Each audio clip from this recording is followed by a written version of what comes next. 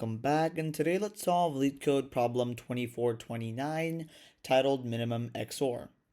So we're given two positive integers num1 and num2, and we need to find the positive integer x such that x has the same number of set bits as num2, and the value of x XORed by num1 is as small as possible, or in other words, it's minimized. And note that XOR is basically the bitwise XOR operation. And we need to simply return the integer x, and the test cases are generated such that x is always going to be uniquely determined, meaning there really is only going to be exactly one unique answer for every test case or example. And the number of set bits of an integer is defined to be the number of ones in its binary representation. So in example 1, we have our input num1 and input num2 to be 3 and 5 respectively, and in this case our output is 3. The reason why is because the binary representations of the two corresponding inputs would be 0, 0, 1, 1 for 3 and 0, 1, 0, 1 for 5. Right? And this integer 3 is going to have the same number of set bits as num2, and the values 3 XORed by 3 is equal to 0, which is as minimal as possible in this case, and so our output is going to be 3. In example 2, we have our input integers or numbers to be 1 and 12 correspondingly for num1 and num2 respectively. And in this case, our output is also 3, because if we look at the binary representations of our two integer numbers, we see that they're going to be equal to 0, 0, 0, 1 for 1 and 1, 1, 0, 0 for 12 respectively. And this integer 3 is going to have the same number of set bits as 12 as num2, in other words, and the value 3 XORed by num1, or in this case 3 XORed by 1, is equal to 2, and 2 is actually as minimal as we can get it to be while having the same number of set bits as num2, and so in this case our output is going to be 3. We can't have a smaller result after XORing it by 1 that has the same number of set bits as num2. So for the constraints here, we see that num1 and num2 are both not going to exceed 10 to the 9th power, and they're going to be greater than or equal to 1. So with the problem statement, constraints, and examples out of the way, I will give you guys a few seconds. I'm going to just go over this problem in your head and think of a valid solution, and then I'll show you guys how I'll optimally solve this problem in a few seconds. Okay, so what is one really important observation that we can really make to help us lead to our solution? Well, that is, effectively, the number of 1 bits in our result, it has to exactly match the number of 1 bits in nums2. And that kind of gives us a constraint that guides the construction of our solution, which really formally means that to achieve the minimum XOR value, we want the result to resemble num1 as much as possible, or as great as possible, in terms of its binary representation. And so to do that, we're going to take the most significant 1 bits of num1 first when we actually construct the result, and if we actually need to, we'll then fill in those additional 1 bits from the least significant bits in that number. Right? So basically, for a quick high-level rundown of how our solution is going to work, first of all, we're going to count the number of 1 bits in our integer num2 input. Then we're actually going to create or initialize the result, and then we're going to do this by simply iterating through the bits of num1 in decreasing significance or descending significance, if you will. And we're going to do this while actually adding 1 bits to the result, while also making sure that the count is always going to match num2. Right? And after that, if num1 doesn't still have enough 1 bits, well then we have to actually fill the remaining from the least significant bits from the number, right? So with that kind of high-level rundown out of the way, let's go ahead and dive straight into the code here. So like I was talking about before, let's actually initialize the ones count. So I'm just going to call it count ones for short. And the way we're going to do this in Python is using the bin method, or the bin function, and we're going to pass in num2 as our parameter, and we're going to count, so dot count for the method, the number of ones in that parameter. In this case, that parameter is 2, and we're counting the ones. Right, so pretty straightforward here. The bin might not be too intuitive. Basically, This bin function is basically going to convert num2 into its binary representation. That's what bin actually stands for. It really means binary, right? And then once we actually convert it to its binary representation, we're simply going to count the number of ones using dot count and then passing in the parameter of 1 in the binary representation of num2, right? Which is simply going to tell us how many 1 bits the result actually needs, because that's the number of ones in the binary representation of num2. Again, that's the number of 1 bits that our result effectively needs to have, right? Because it has to have the same number of set bits as num2, like the problem constraints tells us, right? And to get the number of ones in the binary representation of num2, we're effectively achieving that constraint.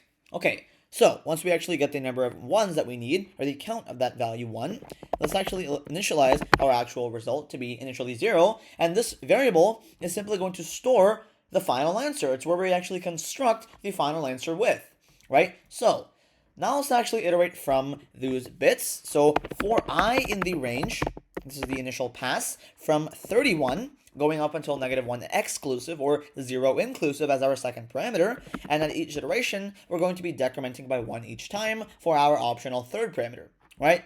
Basically, the reason why we're going from 31 to 0, effectively, we know that we're iterating from the 31st bit, which is the most significant bit, down to the 0th bit, and the 0th bit would hence be the least significant, right? And this range function, it's basically going to help us cover all the possible bits for a 32-bit integer. That's the reason why we have 32 unique iterations from 0 to 31, okay?